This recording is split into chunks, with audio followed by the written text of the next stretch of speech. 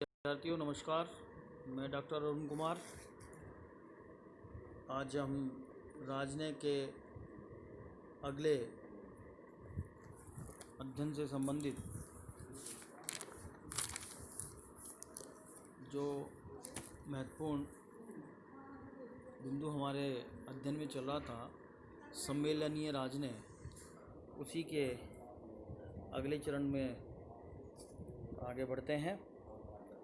सम्मेलनीय राजनय के गुण, merit of conference diplomacy. सम्मेलनीय राजनय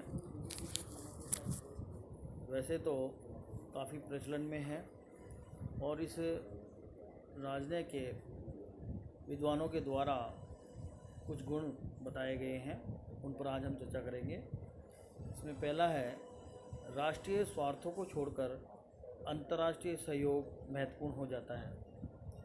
सम्मेलनीय राजनय में जब राष्ट्रों के प्रतिनिधि भाग लेते हैं तो वो अपने राष्ट्रीय स्वार्थों को तरजीह न देकर अंतर्राष्ट्रीय सहयोग को महत्वपूर्ण मानने लगते हैं और इस प्रकार की भावना के कारण सम्मेलनीय राजनय में अंतर्राष्ट्रीय सहयोग जो है बढ़ जाता है। ये वास्तविकता है कि जब लोग आपस में मिलकर किसी बात को तय करते हैं तो उनके अंदर त्याग की भावना भी पैदा होती है और इस त्याग की भावना के कारण वो अपने स्वार्थों को छोड़ने के लिए तैयार हो जाते हैं। तो वार्ता जो है एक सुखद माहौल में संपन्न होती है और इससे ये प्रतीत होता है कि अंतर्राष्ट्रीय सहयोग जो है बढ़ रहा है। दूसरा है, सम्मेलनीय राजनय में लचीलापन होता है। इस प्रकार के राजनय की एक अन्य विशेषता या खूबी या गुण है वह यह है कि इसमें आमने सामने बैठकर बातचीत होती है और जो आंतरिक गतिरोध हैं उनको दूर करने का मौका मिलता है। प्राय राजनयिक वार्ताओं में जो सम्मेलनीय राजनय के अलावा जो की जाती हैं उनमें लचीलेपन की स्थिति नहीं होती। राजनयिक अपने राष्ट्रीय हितों के प्रति दृढ़ रहते हैं और इस कारण से गतिरोध जो है वो बढ़ता चला जाता है, लंबा हो जाता है। लेकिन सम्मेलनीय राजनय में ऐसे अवसर खत्म हो जाते हैं क्योंकि आमने सामने बैठकर गतिरोध को दूर कर दिया जाता है। इसमें परस्पर विचार विमर्श के लिए अच्छा मौका मिलता है, अच्छा अवसर मिलता है और इस अवसर का लाभ उठाकर जो है सम्मेलनीय राजनय गतिरोध को दूर करने में सहायक हो जाता है। तीसरा है, विशेषज्ञों के प्रतिनिधित्व के कारण विचार विमर्श में विश्वास और भ्रातृत्व की भावना पनपती है। इस प्रकार के सम्मेलन में विशेषज्ञ भाग लेते हैं और जब विशेषज्ञ सम्मेलन में भाग लेते हैं तो उनके अंदर एक विश्वास की भावना भी पैदा होती है। ऐसा नहीं है कि अविश्वास के वातावरण में वार्ता होती है और इस विश्वास के कारण जो है बहुत सारी समस्याएं, बहुत सारी परेशानियां अपने आप ही हल हो जाती है।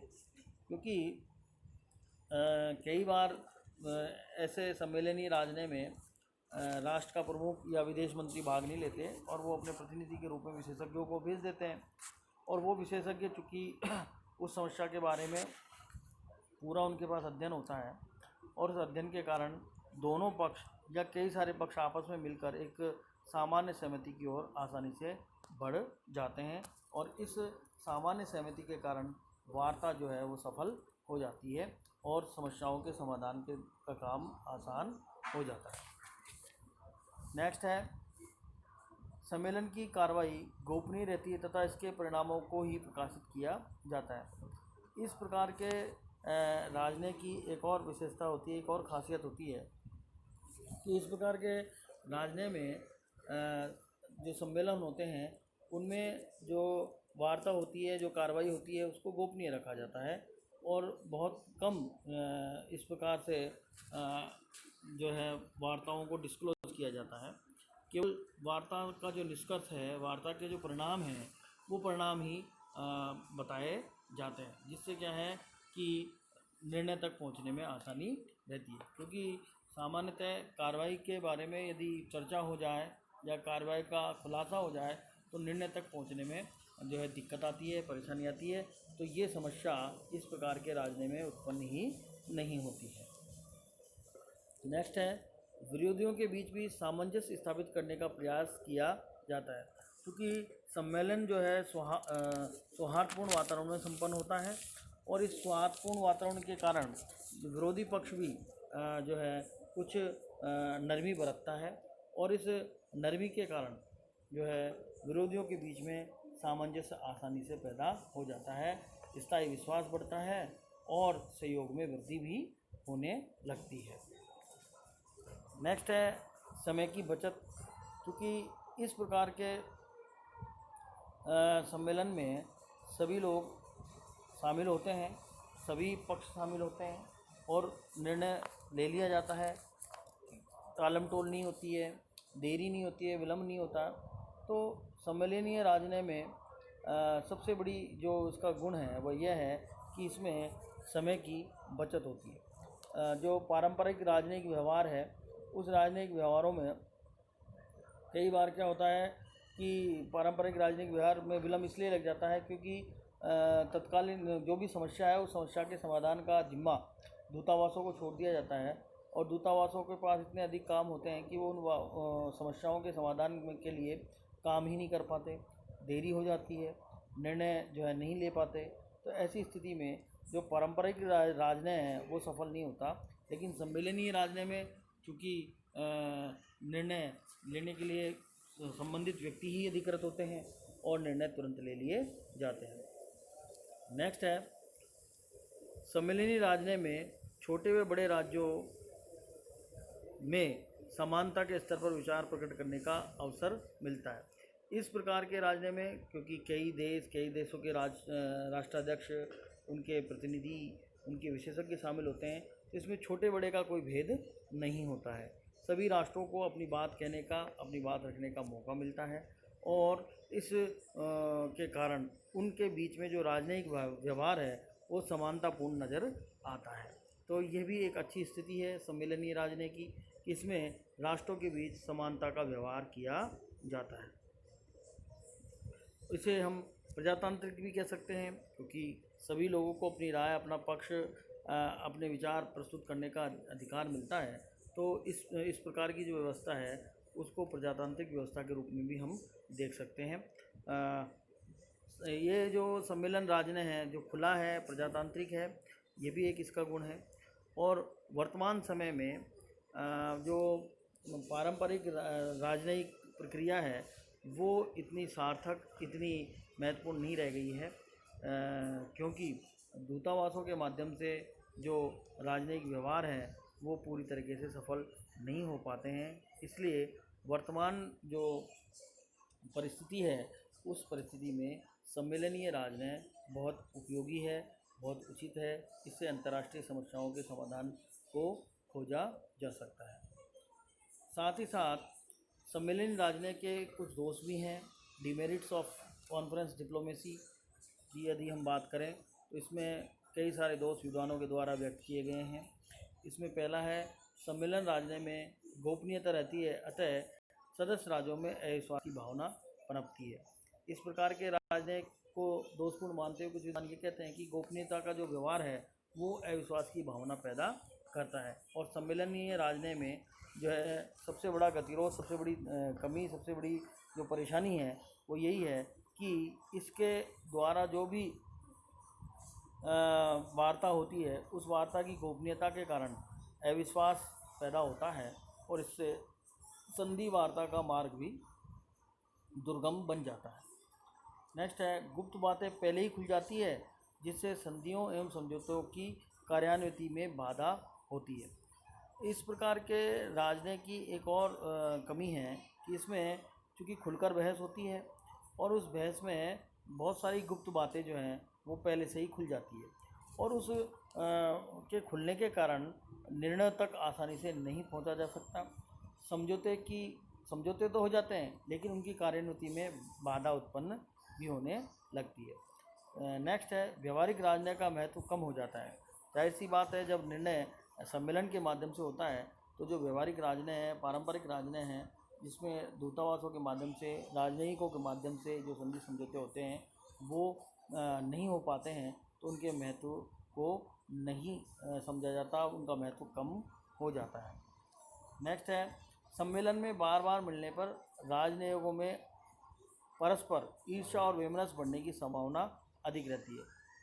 इस प्रकार के राजनयिक का एक और दोष सामने आता है कि जब प्रतिनिधि बार बार एक दूसरे से मिलते हैं, उनके अंदर जो कटुता का व्यवहार है, जो कटुता का भाव है, वो भाव बार बार प्रकट होता है और उस कटुता के भाव के कारण उनके अंदर ईर्ष्या और वैमनस्य की बढ़ने की संभावना अधिक हो जाती है। कई बार विलम्ब होने से कटुता के भाव कम हो जाता है, परंतु सम्मेलन के राजनय में बार बार प्रतिनिधि आपस में एक दूसरे से मिलते हैं, तो इसके कारण उनके बीच में जो व्यवहार है वो ईर्ष्यालु और वैमनस्यपूर्ण हो जाता है।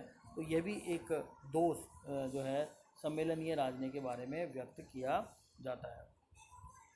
इस प्रकार के राजनय की एक और कमी है, वह कमी ये है कि प्रधानमंत्री और विदेश मंत्री के बीच में ही मैत्री और सौहार्द की भावना बढ़ जाती है और इस मैत्री और सौहार्द के बहाने बहुत सारे वादे, बहुत सारी कमिटमेंट, बहुत सारी जो है सहमतियाँ अपना ली जाती हैं और इन सहमतियों के आधार पर संधियाँ हो जाती हैं। अब इन संधियों को व्यवहार में पूरा करने के लिए जो है बहुत दिक्कतें आती हैं, परेशानियाँ आती हैं और इन परेशानियों के कारण जो है राजनय से, जो सम्मेलन के राजनय से जो लाभ मिलना चाहिए, उस लाभ की जगह हानि होने लग जाती है। क्योंकि जब विदेश मंत्री, प्रधानमंत्री एक दूसरे देशों के विदेश मंत्रियों से और प्रधानमंत्रियों से मेल मुलाकात करते हैं, तो उस मैत्री और सौहार्द के वातावरण में कई सारी ऐसी सहमतियाँ, कई सारी ऐसी भावनाएं बढ़ जाती हैं जिनसे ऐसे वादे कर लिए जाते हैं जो पूरे नहीं किए जा सकते और ऐसे वादों और ऐसी सहमतियों के कारण राष्ट्रीय हित को भी नुकसान पहुंचने की संभावना रहती है। तो विद्वान कहते हैं कि सम्मेलनीय राजनय जो है वो पूरी तरीके से उचित नहीं है। नेक्स्ट है, सम्मेलन में की गई संधियों की क्रियान्विति अनिश्चित रहती है क्योंकि वे जनमत की सही परीक्षा किए बिना ही संपादित कर ली जाती है। यदि जनता अस्वीकार कर देती है तो वे निरर्थक बन जाती हैं। ये बहुत बड़ा एक दोष है सम्मेलनीय राजनय का कि इसमें जनता की सहमति का कोई महत्व नहीं होता, जनमत की इच्छा का, जनमत के द्वारा व्यक्त किए विचारों का कोई महत्व इस प्रकार की संधियों में, इस प्रकार के समझौते में नहीं होता। और ऊपरी स्तर पर संधि और समझौते हो जाते हैं परंतु उनको जो है जनता स्वीकार नहीं करती। ऐसा अमेरिका के साथ हुआ। राष्ट्रसंघ के रूप में जो संधि की गई, उस संधि में अमेरिकी राष्ट्रपति विल्सन ने बहुत बड़ा योगदान दिया, परंतु वहाँ की सीनेट ने राष्ट्रपति द्वारा की गई संधि को स्वीकार नहीं किया। तो अमेरिका प्रारंभ से ही, हालांकि उसके निर्माण में उसकी बहुत बड़ी भूमिका थी, लेकिन वो राष्ट्रसंघ का सदस्य नहीं बन सका। तो ऐसी संधि जो है निरर्थक हो जाती है। इस तरीके से इसका ये दोष भी उभर कर सामने आता है। एक और दोष की चर्चा विद्वानों के द्वारा की गई कि सम्मेलन में दो राज्यों का मनमुटाव या खिंचाव घटने की अपेक्षा बढ़ जाता है।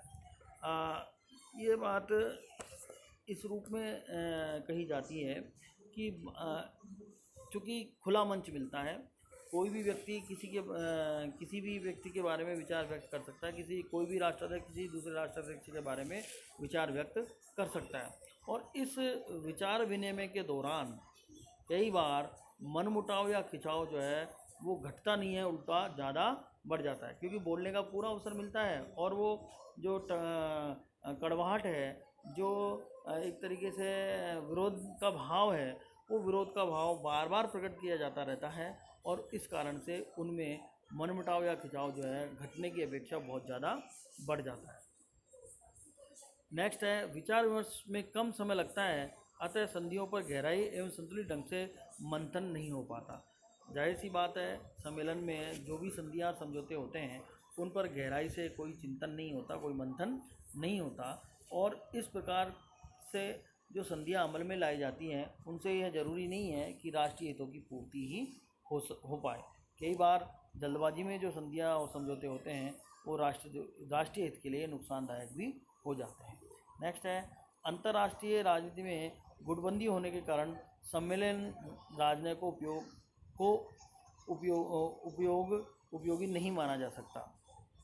इस प्रकार के राजनय में एक और बहुत बड़ी समस्या वर्तमान समय में आ गई है कि सम्मेलनों में भी सारे राष्ट्र एकजुट नहीं होते। उसमें भी जो है सबसे बड़ी बाधा, सबसे बड़ी कमी यह होती है कि सम्मेलन के अंदर भी गुट बन जाते हैं और गुटों के आधार पर जो है संधियाँ और समझौते अमल में लाए जाते हैं।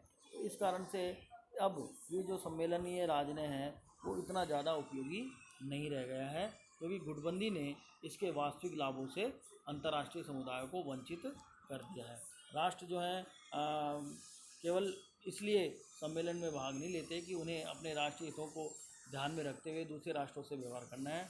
अब केवल इसलिए सम्मेलन में भाग लेते हैं कि उन्हें किसी गुट के साथ जुड़े हुए होने के कारण उस गुट का समर्थन करना है या उस गुट के प्रति प्रतिबद्ध रहना है। तो ये जो गुटबंदी है वो अंतर्राष्ट्रीय समुदाय में पैदा हो गई है और इस गुटबंदी के कारण सम्मेलनीय राजनय जो है सफल नहीं है। इसके सफलता की कुछ शर्तें, कुछ बातें, कुछ कंडीशंस हैं जिसको यदि उपयोग में लिया जाए तो सम्मेलनीय राजनय सफल हो सकता है। उसमें पहला है, मूल बातों पर सहमति हो, यानी जिन बातों पर वार्ता की जानी है और उनसे संबंधित जो महत्वपूर्ण तथ्य हैं, महत्वपूर्ण जो तत्व हैं, मूल जो बातें हैं, उन पर परस्पर राष्ट्रों में सहमति होना आवश्यक है।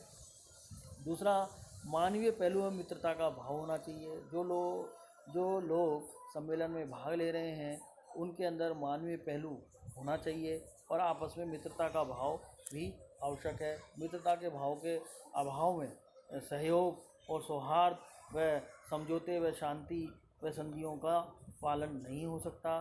तो यह भी एक ज़रूरत है, यह भी एक आवश्यकता है, यह भी एक कंडीशन है कि सभी के बीच में मानवीय पहलू जो है वो दृष्टिगोचर होना चाहिए और सम्मेलन में भाग लेने वाले जो प्रतिनिधि हैं उनके बीच में मित्रता का भाव होना चाहिए।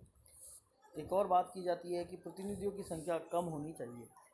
सम्मेलन में बहुत ज़्यादा भीड़ या अनावश्यक लोगों का जमावड़ा हो जाने से सम्मेलन में संधि और समझौते पर अच्छा विमर्श नहीं हो पाता।